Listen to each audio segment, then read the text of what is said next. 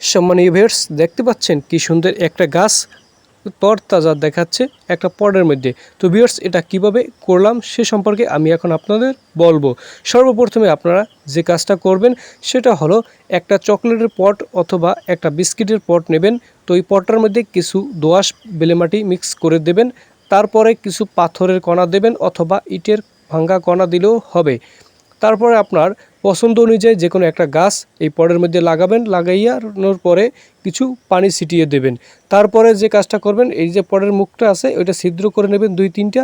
তারপরে সেটা উপরে দিয়ে জাস্ট পেস্ট দিয়ে ওটা লকটা লাগিয়ে দেবেন। এভাবে আপনারা খুব সহজে একটা পটের মধ্যে গাছ লাগাতে পারবেন। তো ভিউয়ার্স, দেখতে পাচ্ছেন কত সুন্দর এই যে পদ্ধতিটা।